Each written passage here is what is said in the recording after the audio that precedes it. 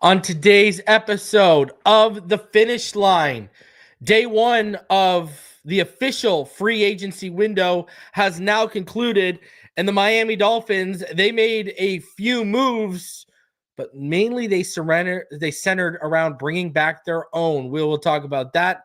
They were at the pro day for Georgia today, and we are going to talk about who Mike McDaniel, Anthony Weaver, and all of those might have had their eyes on.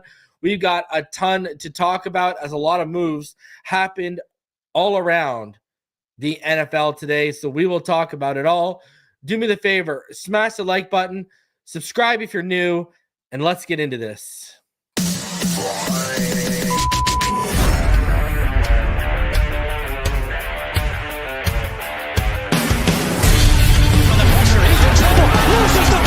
Touchdown! Got it! You have got to be kidding me. Jalen Waddle has a Dolphin touchdown. And he will score! Field down the near side, that open. Touchdown!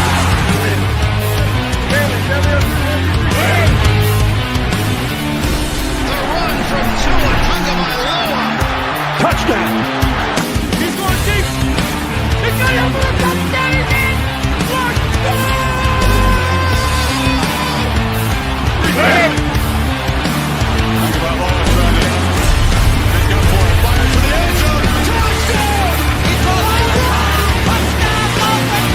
Beautiful day to be a Dolphin fan. Let's go!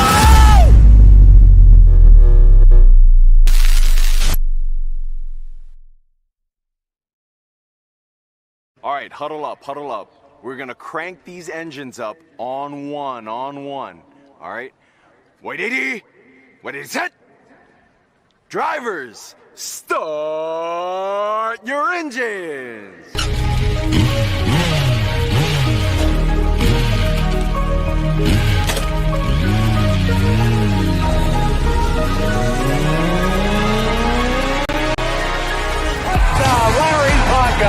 This is The Finish Line. I coached some great offensive linemen in the past.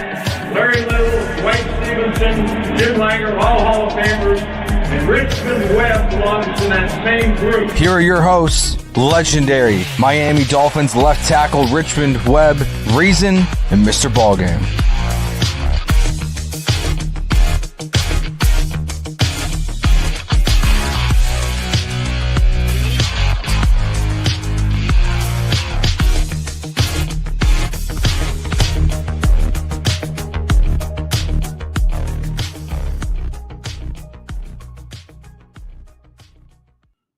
What is good, Finn Nation? What's good? It's your boy Reason. We're back here for another one. So we welcome you to the finish line, and we meet you there. It's me, myself, and I, along with Richmond Webb and Mr. Ballgame. You know how it is. So listen, before we get into it here, I just want to quickly remind everyone, because we kind of got a date. Beginning of April, I got a new podcast coming that you guys are going to want to lock in on. It's going to have an off season and a regular season style of format. They're going to be two different formats. Y'all, it's going to be popping. So be out on the lookout. I'm reminding each and every one of you, and I'm going to start hyping it as we get closer because we're only about 3.5 weeks out. So new podcast coming, and you guys are going to want to lock into that. Now, free agency officially opened up today. We had the first 2 days of the tampering window, gentlemen. And really, I mean, what's the point of having day one? You might as well call this day 3 of free agency. Let's, like my graphic guy, he put it day 3 of legal tampering because even he thinks it's, it's all one and the same. So the Miami Dolphins made some moves that we will talk about and get into, but I want to get your guys' thoughts on A, how you doing? And B, what do you guys think of the initial 2 days of free agency where Richmond, we signed James Daniels, finally got a viable replacement for Robert Hunt. Mr. Ballgame, we went out there, we signed Ashton Davis. Remember how badly I wanted him out of Cal? They also went out and got Ifeatu Melifonwu from Detroit. They reworked that safety room. Gentlemen, Richmond, what are you thinking about how free agency has gone so far on the first 2 days? Yeah, for the Dolphins, I think they're doing a pretty good job knowing that, we got some salary cap restrictions and stuff like that, to go out and sign a guard, like you said, James Daniel from the Steelers. And I know he's coming off injury, but he was pretty good guard based on PFF. So as long as he recovers and stuff, we should be good there. So that definitely, I think, should make fans feel good. And then along with some of the other signings, and I think they'll do some things to clear some space, but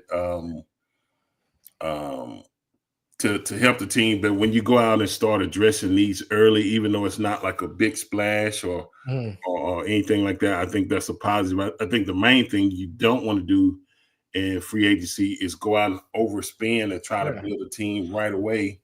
And then if those pieces don't fit, then, not only for this year, but the following years, it just makes it really hard to kind of recover from that. So hats off to Coach McDaniel, Chris Greer so far for the way they're doing things. And I think not that everybody is like, hey, we're going to the Super Bowl, but at least you're addressing things or needs that we definitely needed to address. So that should keep fans at bay. And as long as they continue on this process and keep going, I think we'll be okay. How you doing, Mr. Ballgame? I'm good, man. This is the most exciting time of the off season, obviously, right before the draft kickoff and stuff like that. I'm extremely happy that, one, they went out there and targeted people and guys that have had some level of above average or, good success at other locations. The grades matter. Tape, when you watch these guys, they're football players. And I think that, that's a smart way to go about doing things in free agency instead of just going with names, big names that, just going to eat up portions of your salary cap. You go out and get guys that are going to be able to contribute right away, guys that are going to be able to be versatile, especially Ashton. Ashton Davis is probably one of the fastest safeties, foot speed wise and in the league right now. And I think the Jets did a horrible job of really bringing him up to speed in terms of what he could actually bring to a defense. So I'm interested. I'm really interested to see what Weaver can get out of him. I like Melifano as well because he's a Swiss Army knife too. He can also play a little slide. He can come down. He's a big hitter. He can play the boundary also. So, and I really do think that the steal so far has been Daniels in terms of what his productivity was prior to the injury. Yeah. I think it's crazy that they didn't just wait to see what he would look like. Well, remember they wanted to move off of him last offseason. Yeah, which is crazy to me. Because we were snooping around. Yeah. But you mentioned something, ball game, and then Richmond mentioned it earlier, that injury. Richmond, you played left tackle. I want to know your thoughts on a right guard recovering from that type of Achilles injury. Do you think this is one of the, ball game can talk. You see safeties, you see corners, you see wide receivers. They usually edge players. They take about a year and a half to get back to normal from that kind of injury. What do you think with James Daniels taking on consistent head-on-head collisions with 300-plus pound interior guys? What do you think in terms of that Achilles holding up? Now, apparently, they didn't table the offer, gentlemen, to Daniels until they got a hold of his medicals. And when they got a hold of his medicals is when they actually finally tabled an offer. But, you got him for $8 million a year annual average. We don't got to go into the details of the contract. We could. But, when in a good day, a guy of his standard, if he's fully healthy, he could be coming in around 16 to 20 million in that range. Richmond, can you talk everyone who's watching through in terms of a lineman recovering from that type of injury, especially since we just signed him? Well, I can say this. I think the key is not so much the Achilles injury, but how it was torn. Okay. And the best example I can give you is if it was torn like Marino's, I would be highly, highly concerned because Marino's kind of like shredded, if I remember correct. Where if it's just a clean snap, you just reattach it. And so I think that's why they wanted the medicals. But if it's like that, that's when it's bad. But most of the time, I think it just snaps and you kind of put it back together. He was probably similar to Jalen Phillips and this and that. So the main thing is just giving it time and don't rush it, and letting everything heal up, scar up, and then rehab it the right way, and then you should be good. But I think he's okay. The bad to say, but for the Dolphins is a good thing. Like you said, the caliber player he was, if he didn't get hurt, he would be 15 to 16 million a year. Where now you say, okay, I got this guy for 2 years, which definitely helps, especially when you got salary cap issues. So that's why I looked at his PFF grade. I said, well, this guy can play. He just mainly get him back healthy, and I think he'll be fine. So I don't think it'll be an issue as long as he's not rushed to play before he's ready to go. Yeah. So it was an Achilles tear, and it happened in, I believe, week 5, if I remember correctly. Now you watch the tape; he was really good last year. It's just like, I know Aaron Banks. Like, Aaron Banks got like what was that, 19 million a year or something like that? We got 77 million over 4 years, I think. Anyways, you know where he made his money last year? Because remember, for my top 10 of my free agents, and Aaron Banks was 6, I chop up all 22 highlights, right? If you go watch San Fran against the Chiefs last year, Aaron Banks was giving Chris Jones the work. And I watched that game. I'm like, he making money, right? Because I heard the rumor was 18 to 20 million, but then you had PFF and Spot Track were projecting him more around like 12 to 14. Yeah. So I was like, okay, if he's around there, we got a shot. If he's at 18, 20, there's no shot. I watched that game. I'm like, man, I'm putting him at 6, but we ain't got a shot at that. Yeah. When I saw him, the way he handled Chris Jones, I was like, it's just, you're going to get paid off that. And ball game. On the flip side, on the defense, they went out and they signed a guy in Ifeatu Melifonwu, who, man, in 2023, he was ascending in that Detroit secondary. He became a starter. Injury sidelined him. Last year, big expectations coming off that year. Injury sidelined him again. He's a great player when he can stay healthy, and he is a massive, massive if. What are your thoughts on this? Because I think there's a lot of parallels to how they brought in Deshaun Elliott and how he overachieved in the safety role here. What do you in terms of expectations from fans? What are you thinking with the addition and the injury of Melifonwu? That was initially my biggest concern, his injury history. But I also factor in that the game in itself is one that's going to wear down all players. So if he can come back, my thing is, like, the guy's been around long enough to be able to have worked his way through a lot of tumultuous seasons, and he's a veteran presence at this point, where the savviness of what he actually can bring to the team helps them just as much as him. Even if he was on the sideline coaching guys up, that's still a plus. I think really where he's at in his career now at this point, as long as he just stays 80%, 90%, that's a win for us. Especially because it's not that they dropped the tremendous bag for him. I think the key is going to be getting. I'm still going to revert back to it. I think Ashton Davis is going to be the key, bro, because he's still young enough. That guy's still young enough to be able to get a whole lot of, man. And he was an athletic freak coming out of Cal, man. Do you remember how badly I wanted him? Yeah. Do you remember that game against Justin Herbert? I talked about this yesterday on the channel.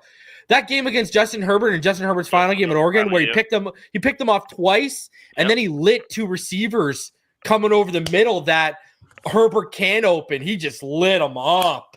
And like, man, I remember I went live when we were on the Tuesday night panel ball game, and I said, yo, if Justin Herbert's going to the top 10, so was Ashton Davis after that game. You know what I mean? Like this, and I felt like Adam Gase selected him just to spite us, because we ended up pivoting to Brandon Jones. And remember who was our safety coach at the time? Do you remember? Yeah, that was coached Ashton Davis at Cal. Gerald Alexander. Remember the guy that left when Flores left, but all of us loved? Yeah. Gerald Alexander coached him at Callan. It was his first year as a safety coach. Everyone and their mother knew we were about to go Ashton Davis, and Gase came in, and then he never got the coaching, bro. He never got the coaching there, ever. I used to always think to myself, the New York Jets are so stupid. Their best athlete is not even on the field. Yeah, man, it was crazy. Like, they're secondary. Because remember, they still had Jamal Adams, and you're like, man, if you pair these two, you got something, man. Like, you got something. And that'd have been a new age Legion of Booms. Yeah, and it's just terrible stuff there. But something else I wanted to talk about, Richmond, that you mentioned earlier.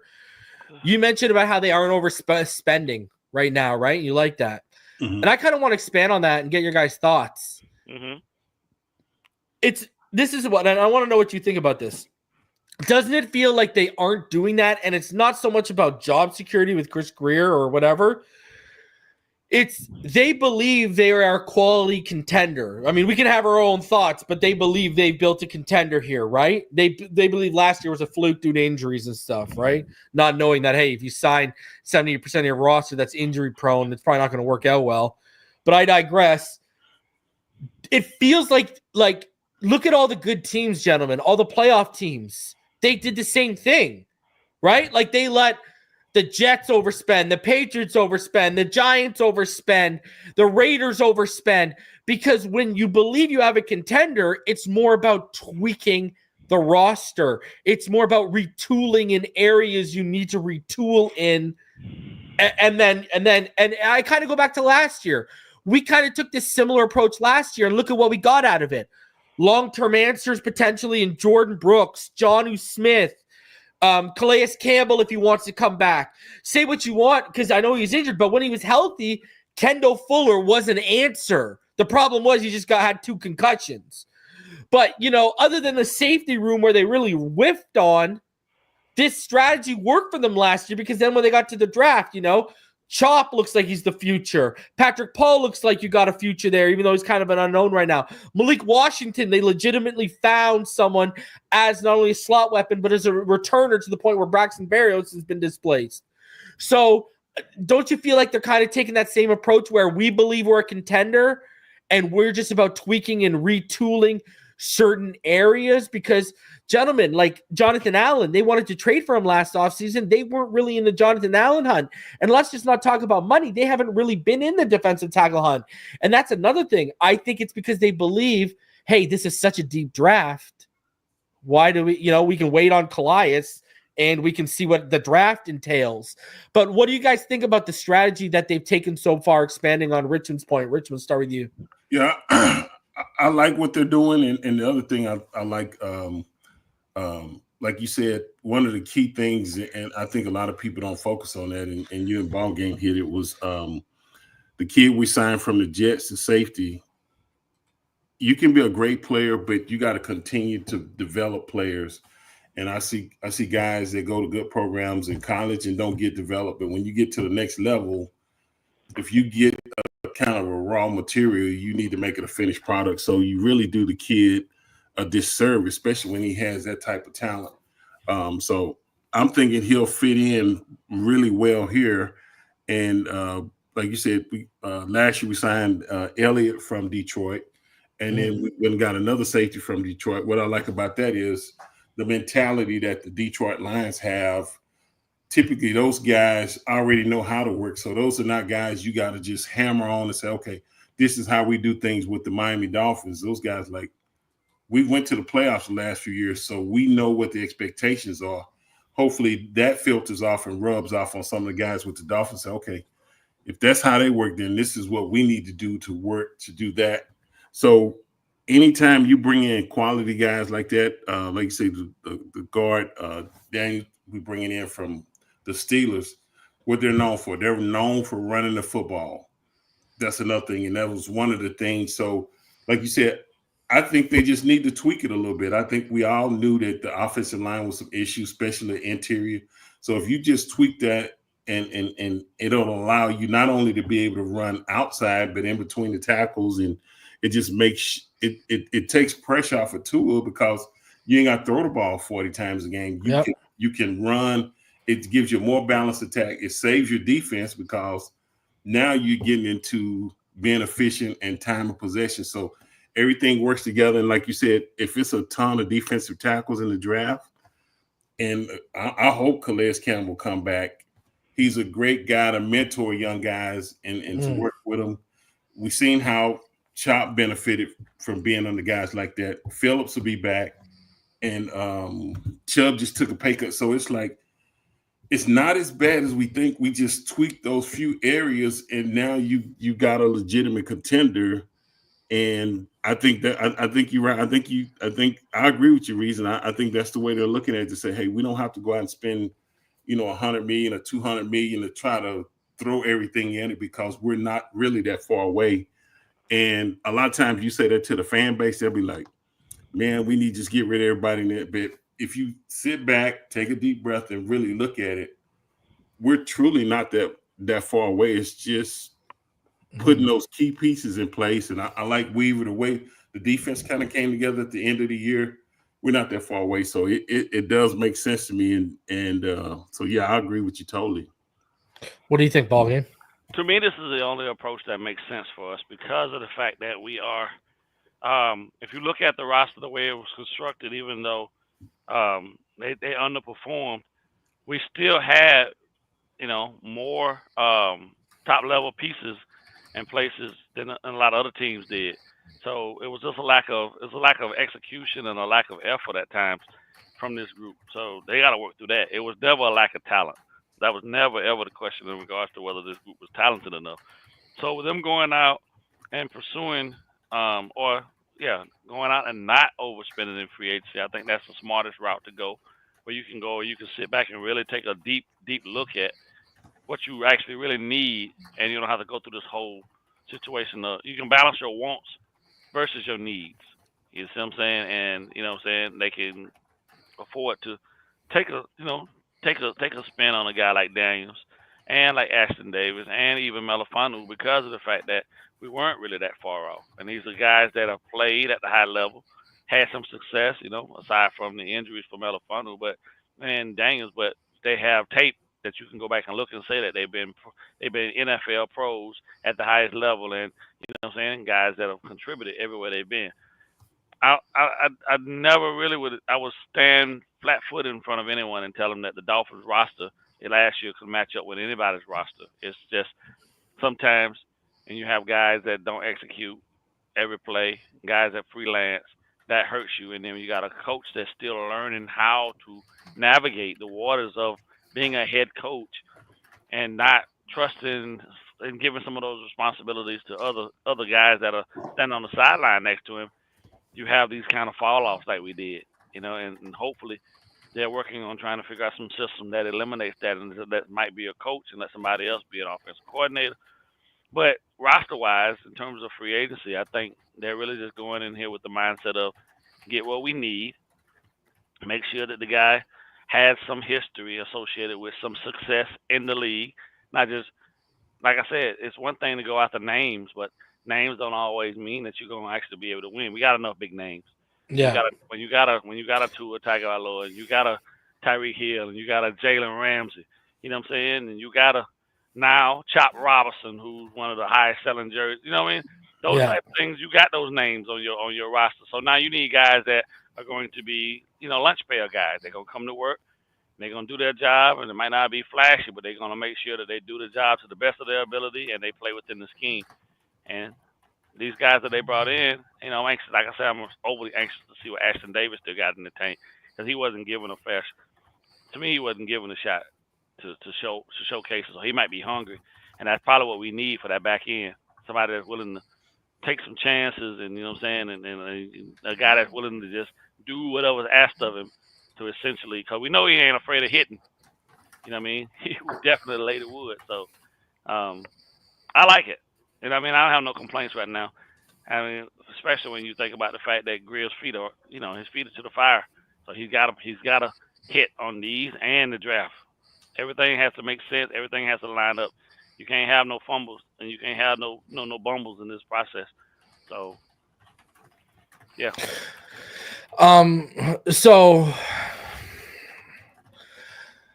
Yeah, I listen. I think this has turned into a matter of like, I think people are kind of looking at it wrong. I think people are really more focused on like, oh, they're moving like their job is secure. Where I think this is just about they're setting themselves up where I don't think they want to restructure, a bunch more people. Like, I know Tua frees up $19 million, but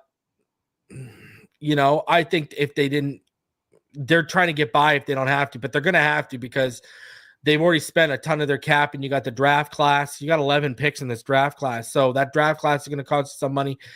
The guy that I wouldn't try and touch and restructure and create money for is Austin Jackson. Because I'm looking, I'm telling you this right now, if like, let's say Armand Membo falls to me at 13, now I think he'll be the first O-line gone, but in a dream scenario, if that guy falls to you at 13, I'm drafting him, kicking my right guard in year 1, and then I'm trying to get out of that contract in 2026, and I'm kicking him to right tackle, and I'm getting, you know what I mean? Or, given now, you're kicking the left guard because you got James Daniels.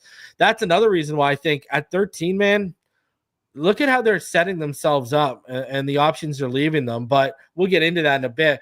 But you mentioned not big name chasing, and that's a perfect segue, ball game, to the next thing I wanted to talk about with you gentlemen. And they were big name chasing. And I'm going to be honest with you, I wasn't too thrilled about it if you were watching Finside the NFL over the last couple of days. And I'm talking about they were chasing Joey Bosa, and we got confirmation that the Dolphins offer was for less than $8 million. But gentlemen, why this guy's played 16 games 3 times in his career, hasn't done it since 2021. And oh, by the way, the last time when he played 16 games was in 2021. That was also the same year. It was the last time he had double-digit sacks. Okay. He ended up signing with the Bills. They gave him a little over $12 million for 1 year. I made a crack. That's about $2 million per game at the rate he plays games at. So he'll play 6 games and they'll pay him $12 million. He's their new Von Miller. What are your guys' thoughts? Like, I'll start with you, ball game. What are your thoughts on him landing in Buffalo, but B, and most importantly, what are your thoughts in the Dolphins doing kind of what you said, and that's big name chasing? Because ball game. Less than $8 million, I would have offered 5 or 6 to Azeez Ojulari, who set the franchise record for the New York Giants for sacks as a rookie in the first season. I would have thrown $4, $5, $6 million at that guy and said, man, kind of like Ashton Davis, ball game, all the upside in the world, but didn't get good coaching. Let me see what Anthony Weaver can cook with a guy like this after we saw what he did with Chop. But ball game, to your point earlier, they're out here big name chasing. Muted. Sitting there watching this thing unfold and thinking to myself, like, why would we even remotely even entertain this when the guy has not at any point stayed healthy enough to even be able to be commanding the type of money he got? But then when I saw it and he went to Buffalo, I was like, yes. So they stuck them with this sucker. You feel me? Because listen, one thing about it, right? Once the body starts to break down, it does not revert back. Right, so whatever he's been dealing with, he can mask it as much as he wants. But that cold weather in Buffalo and any of those issues he's had, they're just gonna resurface, and it's gonna be much of the same. And I would much rather them have to deal with that headache than us. I just didn't understand the reasoning behind it. Maybe there was some ploy. Maybe Chris Greer had some grand design on all of it, and he was pushing it up to get them to want to take him over us having it or whatnot. Could have been something like that too. That's me giving Chris Greer a lot of credit and thinking that he's actually thinking outside the box, and he's trying to Professor X this whole thing, and and control the minds of everyone else. But I'm glad he went to Buffalo because I don't think we'll have to worry about him too much. He is who he is, you feel me? And like I said, those injuries don't go away, and they're just going to be a part of the process. In terms of what was the other piece? In terms of how they've moved, yeah, it was just contrary because you went completely opposite chasing him than you did with the other positions. All the other guys that you bought, they have upside. We've been waiting a long time to see the upside on Bosa, and it's just not there. So I thought that was a sucker move that his agent was able to go ahead and, execute. And I'm glad it happened to the Bills instead of us. So it's Good riddance, huh? Yeah, definitely. What do you think, Richmond? I mean, his dad played for the Dolphins. Yeah, His brother played in San Fran. He was born in Fort Lauderdale, and he chose the bag in Buffalo as room service arrives for Mr. Ballgame. Yeah, I played with his dad, and I was kind of thinking about the offer wasn't crazy, but like you said, I'm glad he went to Buffalo because I just kind of started looking at it from I could see if he was an interior lineman where he would rush from inside, but when you got Chop, you got Chubb, and you got Phillips, if you're planning all those guys to come back, how many reps are you gonna actually get out of a guy like? So it really didn't make sense. I don't know if they was doing his agent a favor or something, or I'm hoping that's what it was. But the good thing was they didn't put enough bait on the hook to where he would take it and bite it. And like you said, I'm glad he's in Buffalo. But if he's consistently been hurt and hadn't played that many games, that's definitely an issue. And like you said, once your body starts breaking down, it doesn't just all of a sudden regenerate and get back and you're like a rookie again. So I think he's probably toward the end as far as he's just trying to get as much out of it, as he can. And that's the way I look at it. But I'm glad they didn't try to go break the bank and do that. That wouldn't have been a good move. Let's say they gave him $7 million. You freed up about $28 million. You're going to give 25% of your free cap to Joey Bosa, who hasn't stayed healthy since 2021 and hasn't played a full season since 2021 and has only played 3 full seasons in his career. Are you crazy? Like, this is the same. This is what got you in this mess, Chris. This is Shaq Barrett all over again, except it's worse because this guy, at least Shaq Barrett could probably suit up if you need him to. This guy, this guy gets a hangnail and he's out for half the season. So, I mean, where are we at right now? I just misappropriation of funds. You're gonna mess it up. Reason gonna mess it up. How am I gonna mess it up? You're gonna mess it up. See, no, you know what's messed up is Ballgame chose strawberry Fanta over orange Fanta when the green screen delivery guy just I don't know what's going on over there. But what were you gonna say, Richmond? Sorry. No. We want to make it seem like we're pissed off that we didn't get him. So Buffalo, I didn't want him. No, we didn't want him. I know that. We got to play the game. Oh, yeah. You might have some Bills Mafia listening to the show. So we got to make it seem like we upset. I got you. Look at this guy. Yeah. We all there, brother. We there with you. Yeah, we there with you. Yeah. Brother, ball game. If that would have been grape Fanta, you chose strawberry over. I would have had to drive down to Orlando and have a conversation with you. Take you to a Home Depot. I drank all that last night, so she hadn't gone to the store to replenish yet. So I'll tell you, grape Fanta and pineapple Fanta, nectar of the gods. Yeah. Unbelievable. Unbelievable. Anyways, sticking with the defense here, the Miami Dolphins, their main move today so far was they brought back Tyrel Dodson on a 2-year, $8.25 million deal. Now, gentlemen, they moved on to Tyrel Dodson after they stepped up to the plate and swung and missed on Dre Greenlaw, my number 4 prospect on my top 30 free agents for them to chase. And Dre Greenlaw only ended up signing for a little over $11 million a year. Now, obviously, Tyrel Dodson is much cheaper. He's about $4.125 million a year. Let's start with you again, Ball Game. You're the defensive guy. What are your thoughts on this? Because to me, I like it.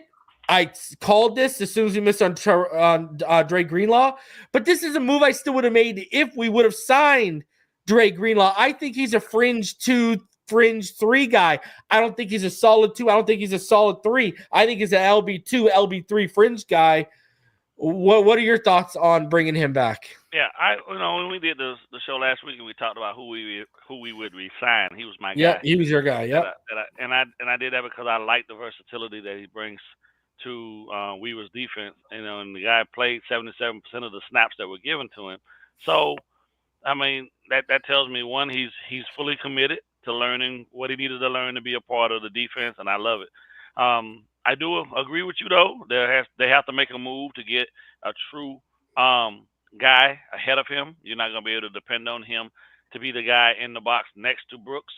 I'm hoping they go ahead with this process of getting the guy that I really want. You know what I'm saying? From Georgia, Walker, and making that happen. But we'll see how that goes. I think overall, because he's the guy that I picked last week, and I like the way he plays the game. You know what I'm saying? There's no nonsense. Bring your pail, bring your lunch pail, and go to work type of guy. That's the perfect guy, I think, to fit into what they need in terms of depth and versatility. So, yeah, I like it a lot. What do you think, Richmond, bringing back one of the guy you traded for and ended up flashing some real potential in that secondary last year? Yeah, I agree with Ball Game. I agree with you. He was a guy. You got him for a pretty good deal, especially with the cap situation. But he started several games, and like Ball Game said, he played 75% of the plays. So as far as he knows the defense, and he can fit within there, and he probably can move to one to the other one. He's a team guy, this and that. So that makes sense, especially and back to your previous comment, we just have to do some tweaking. So even though we missed on a guy, we might be able to either free agency ain't over yet, and we still have a draft, so we can still possibly get some guys. And I'm looking forward to see what you got for Georgia, because Kirby Smart and them, they do a good job of developing. We're going to talk about that. Yeah, they finish them out. So Ball Game already dropped Walker's name, Mr. Walker. That's what I'm going to call him, because I know who he's talking about. That dude was a beast. I remember I watched that Texas game, and he was balling. If it's a kid, I think it is. But so anytime you can replace guys and he's familiar, and so it's not like he has to come in and relearn Weaver's system. He knows it, this and that, and we should be much further ahead defensively this year, especially if we have the core guys that we're going to have to plug some guys in. But it should be a much smoother, faster learning, and we should be ready to go much earlier in the season versus everybody trying to adjust to the new system and learning this and that. So I thought it was a good move. So what about this? He just got released today. I believe, what was this, right before, this was right before we went live. CJ Mosley got released by the Jets. Now, CJ Mosley, his season got cut short last year. I believe he had a herniated disc in his neck, and that is what ended up causing him to miss all of last year. Now, I get it, a little long in the tooth. He's going to be 33 this offseason, but before last year, you're talking about a guy who played 3 straight 16-plus seasons, and in 2021, 168 tackles. In 2022, 158 combined tackles. 2023, 151 combined tackles. I mean, he's been a baller since he was in Baltimore. They swung and they missed with Dre Greenlaw. What do you think about this as a potential one-year bridge in that linebacker room, and it doesn't make you forced to take a guy like Jahad Campbell or Jalen Walker? You're not pigeonholed. You've got more flexibility at 13, because I'm a believer of, like, Jalen may go higher than Jahad because Jalen offers you some pass rush ability. He's a better edge and gives you better pass rush ability off the edge, I think, than Jahad does. And Jalen's a strong side linebacker, while Jahad is, a Mike. He's an off-ball guy. What do you like? And I believe off-ball guys, and Mike, you take those in the 20s. You don't take that in top 15 unless you're generational. Like, speaking of Georgia, Roquan Smith was, and he was the last true Mike to go in the top 15, I believe. What do you guys think about this? This could be a cheap move. What do you think, Ball Game? This is a CJ Mosley. He's been around the block, but when he's healthy, he's still a damn good veteran, a la a Bobby Wagner, a la a Levante David. What do you think?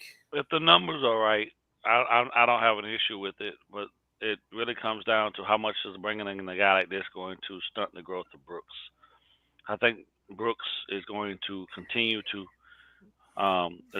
elevate his game. under Weaver, and I don't necessarily want to bring a guy in that's going to take away from that process, considering he's younger, 5 years younger to be exact than Mosley. But he's a dog, you know what I'm saying? Much like a Bobby Wagner, like you said, he is a dog. So, and you need as many of those as you can. So if the number's right for me, and if the number is right, then I'm okay with it. You know what I'm saying? Like I said, as long as it doesn't take away from the growth of Brooks. 'Cause I like what Brooks did. I like a lot of what Brooks brought to the table last year. You know, and him being fully healthy, I think going into this second year, and you know, in this defense, is going to really, really, really change. You know, change the game up. So, I'm all about. You can't ever have enough dogs. So let's be clear about that, especially on defense. Guys that just want to run around and hit folk, you know what I'm saying, and love the game. You can't ever have enough of those types. So I'm with all of it. I'll tell you what I really wish they would go ahead and just stop messing around with and go ahead and sign is Jonathan Allen. He's done. He signed $20 million a year to Minnesota. No. Yeah, as soon as he visited the Vikings, he left the first day without a deal, but he stayed in Minnesota and they hammered the deal out overnight. He was signed by day 2. Yeah, bro. And they weren't going to fork out $20 million. What they do with Payne? Yeah, I don't know, man. What do you think, ball game? What do you think, Richmond bringing in a CJ Mosley, a veteran? And did someone talk about this? Like, I don't know. How bad is a herniated disc in your neck? I know it's bad in your back. Like, is that serious? That could end you? Oh, yeah, for sure. Yeah. Anytime it's something with the neck or the back, that's pretty serious to me. Yeah. I'm sure most teams that evaluate him is going to definitely look at, you know, his medical records and all that. But that is a concern. But I remember Mosley when he was at Alabama. He's been a dog for a long time. Yeah, he's a beast. If it could work out, I'm sure you could probably sign him for, you know, a little bit of nothing. But that's the only thing when you say herniated disc in the neck or whatever type disc in the neck. That's concerning because I've seen it in guys' careers to where they can't, you know, play anymore. So I don't know the severity of it, but that would be the only issue. But as far as him preparation, getting ready for the game and the way he plays, that's not an issue. It's just the injury is the only question mark I have on that. Yeah, I would agree with that. I mean, great player though, man. Like, damn, he's such a good. You know, that's. And he'd come in and that's another leader you'd want. Immediately, yeah. Mm-hmm. Yeah, in that room. The Dolphins today, continuing on with some of their moves, they went ahead and they announced that they've re-signed Jackson Carman and D. Eskridge now that the new league year has officially begun. Jackson Carman, remember, out of Clemson, he was drafted pretty highly, and he was a disaster in that Green Bay game. It was not good, but maybe they see the traits and they think, you know, a full year in this offense and working with the guys that would be next to him, maybe they see him as a good depth piece. I don't know. Wasn't a good showing, though, against Green Bay.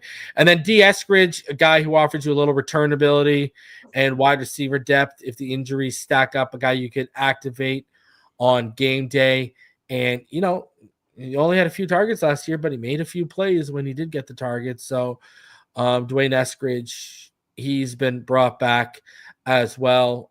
So, yeah, there's a few moves for everyone there. Now, let's get into the Georgia Pro Day for the Miami Dolphins. And I just want to remind people, because there's a lot of people who aren't Patreons or channel members, but just for the Patrons and channel members, they've already heard this, but I'm gonna let everyone know kind of what I've been reporting behind the scenes. You know, I know there's a lot of Georgia players they've been specifically high on. You know, Michael Williams, the edge rusher, is a guy I've named. I know the tackle Xavier Truss is another guy that I've named. I know they are super high on Malachi Starks. I know they're really high on who Ballgame named earlier, Jalen Walker. And some of these guys were showing off. And I mean, you know, I don't want him because I have flashbacks of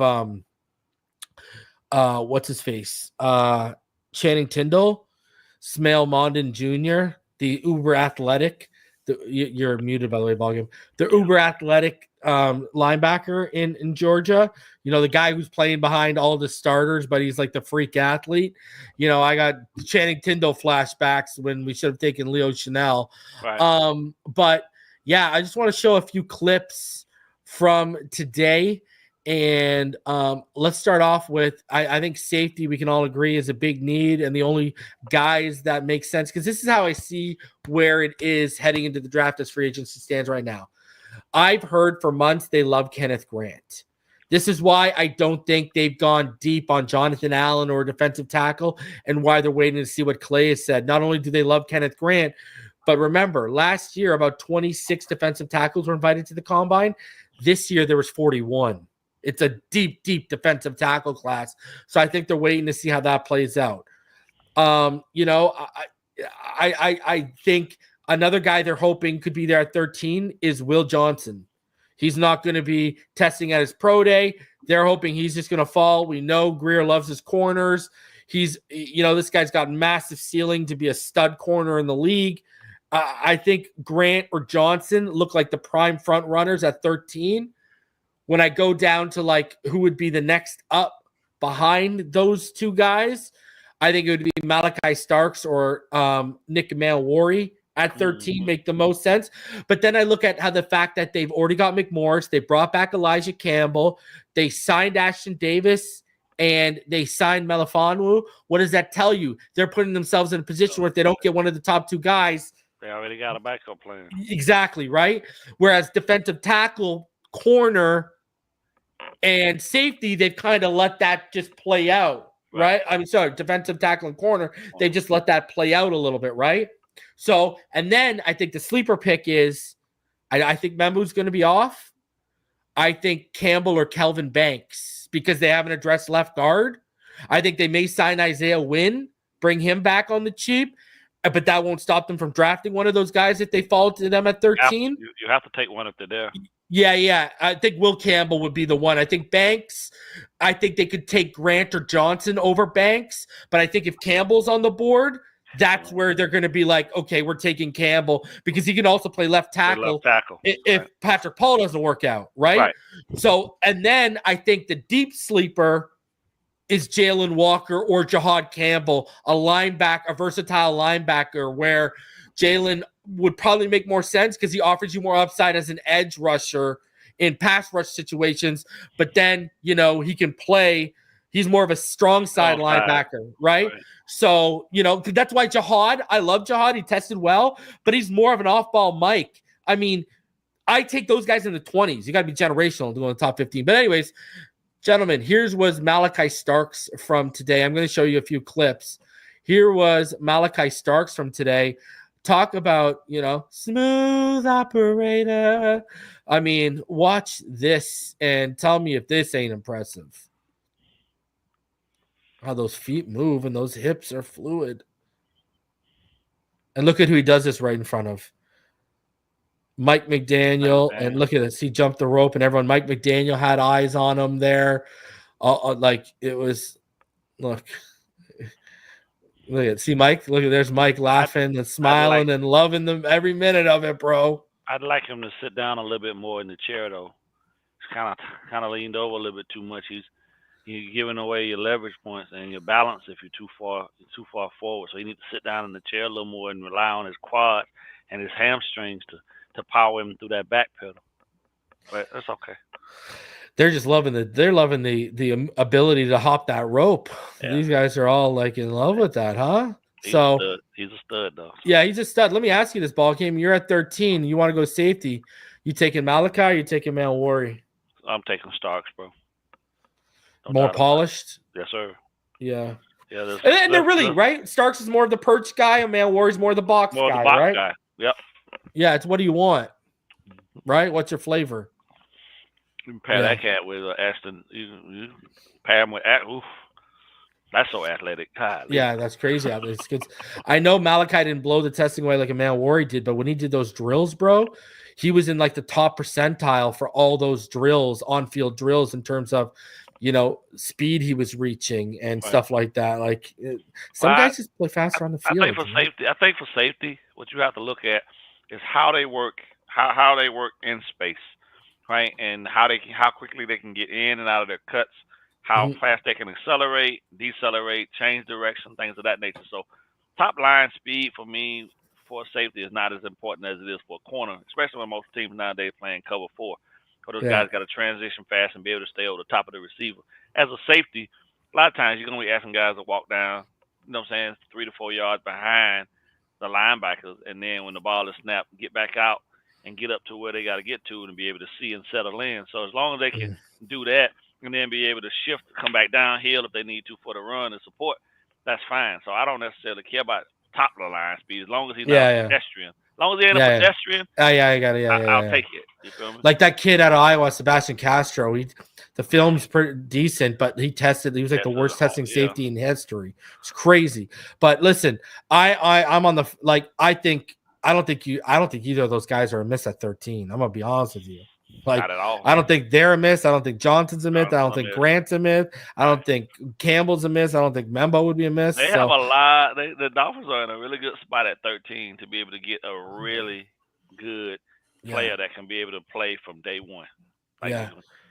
Coach them up, polish them up, let them go out there, make a couple mistakes, but put them on the field, let them go at it. We need Shedeur and Jackson to go in the top 10 and push some more talent down to us. But Richmond, what did you think about the kid Malachi Starks? And I know you saw how crazy Emmanuel Wari tested at the combine, man.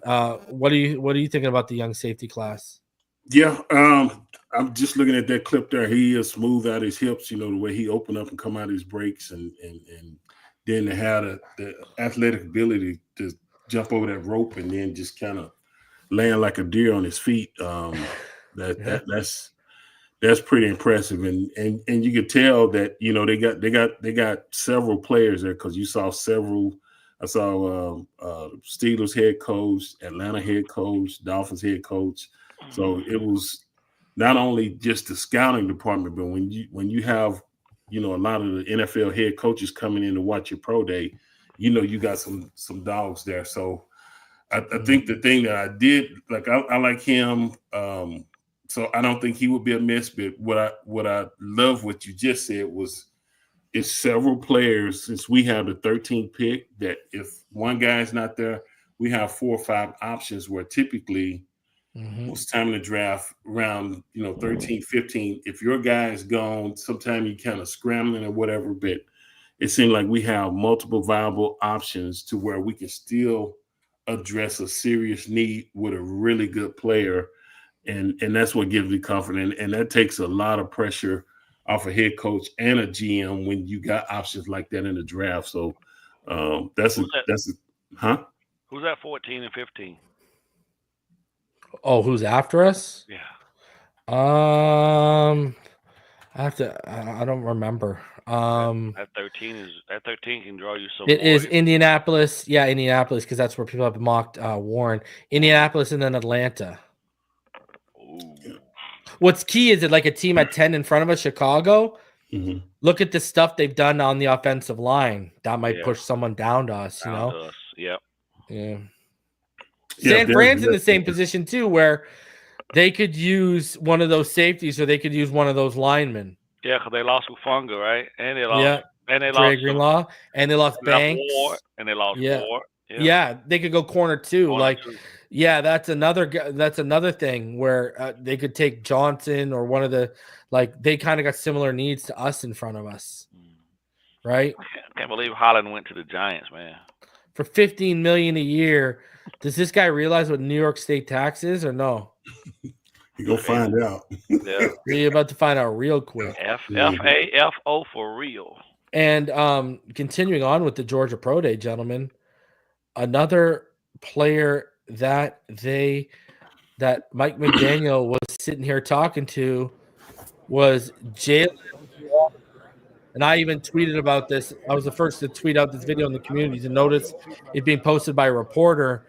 And I've told people, like, don't sleep on this. I mean, they need a linebacker I love Walker, man.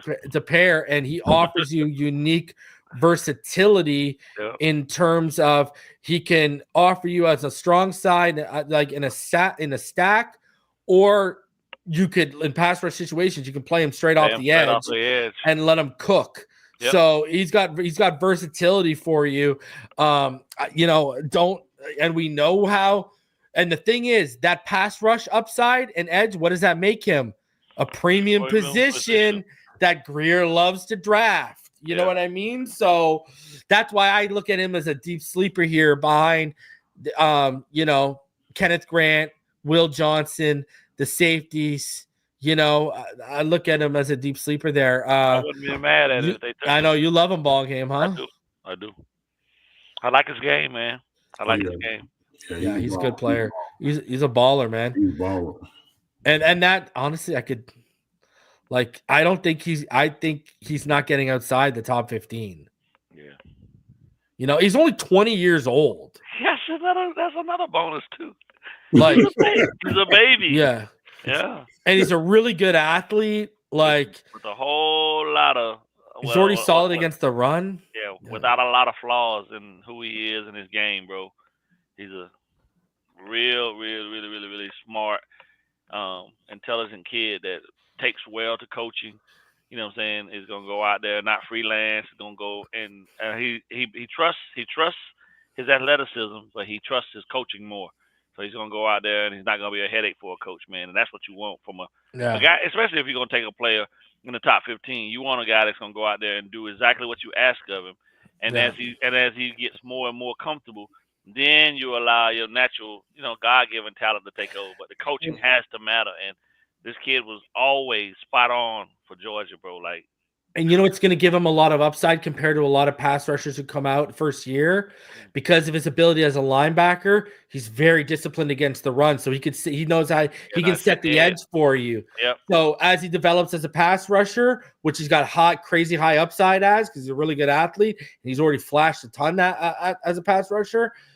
If you're already stronger at setting the edge, you can become a legitimate. He's a 3-down guy. You can either put him on the edge or put him on the strong side on the second level. Like he's got versatility all along that second level too. If you really want to get into it, you know. But I think he's best on the strong side. So he turned 21. Isn't he? Did he just turn 21? I thought he was only 20 years old. Yeah. On the 24th of last month, he turned 21. Oh, so February? So he's young, man. Yeah. Still a baby, man. Yeah. And that's another thing I'm telling you. If you knew you had Anthony Weaver for another 2 or 3 years, you'd probably be all in on that pick. Right? You know? So I warned people today. I said, this guy, watch out, because they have the need at linebacker. And they don't know what the future holds for Chubb and Phillips. Chop is their really only certainty regarding the future right now. Right. They don't know what they got in Kamara. They missed out on Joey Bosa, so they clearly are telling you we want another edge guy. But he offers you 2-level versatility, which is rare. Mm-hmm. So, you know, I'm telling you, that's he is a guy to watch out for, like I said today. Guys, smash that like button. There's over 470 of you in the room right now. I promise you, if he's a pick, I'm not punching the TV. well. Yeah. Okay. All right. You ready for this? Rapid fire. 30 seconds each. Final thoughts. Ball game, go. I think where we are right now, man, the Dolphins are in a prime spot to be able to add a quality player to this team and finish up strong in free agency. They just got to keep with the system that they've put in place thus far. Don't do any overreaching. Only restructure if you have to, or if you really need to ensure you can bring somebody in and make sure that they're adequately compensated. And hopefully, Mike's going to be a little bit more focused on being a head coach instead of trying to be all inclusive. You know, that's my only hope right now. Learn to be the head as opposed to trying to be everything Dolphins. So the overseer. Yeah. Richmond, you're up, brother. Yeah, I was, thinking about that 13th pick, and Karen was sitting here reminiscing about I think it's Membo, the kid out of Missouri, the tackle. Yeah. And if we plugged him into the line, what that would look like with Armstead, Jackson, that would be nasty. But I think you're getting out of the top 10, bro. Yeah. Okay. Well, I'm just saying, but like Ball Game said, we got some options, even at the 13th pick, even if he's gone. So I'm cool with that. The other thing I'm glad about is that when we kind of look at it, and you brought it up on the show today, and I hadn't really thought about it, we just really need to tweak and address the areas of need. If we do that, we're not as far off as we truly think we are. And it leaves a bad taste in your mouth the way the season ended, but now that you kind of look at it that way. So just keep doing your thing, and I think we're going to get a quality pick, and we keep managing like this, we should be all right. All right, guys, I'll be back tomorrow around 5 o'clock with Neil. Day 2 of the official free agency window is open, so make sure to check in tomorrow around 5 o'clock. If anything breaks, I'll be live after that. Until next time, fins up all day, every day. We'll see y'all in the next one.